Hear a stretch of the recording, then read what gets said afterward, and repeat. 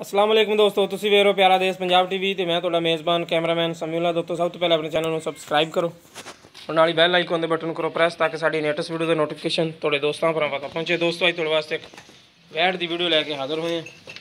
माशाल्लाह चंगा कद बुत वैट का मूँह किदा मूँह धुंदी निका निका सिंह है जनाब जी।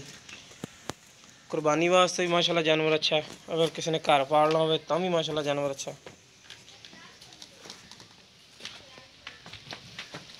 वैट हर पासों सुथरी माशाल्लाह चंगा सोहना सुथरा कद तो आप फाइनल जी भाई को डिमांड करा लेनी कि जिन्ने दी आप बेचनी इन्होंने। देखो माशाल्लाह कद बहुत चंगा बैठ का पद्धरी हर पासों थोड़ा छड़ के टुरे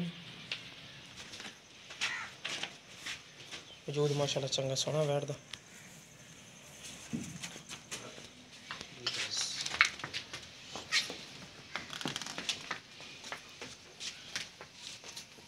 ए मोड़ ए लम्मी करके तोड़ के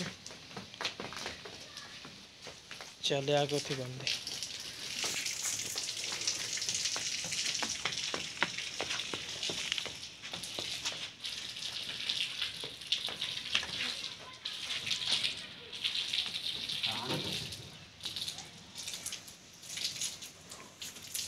इत्थे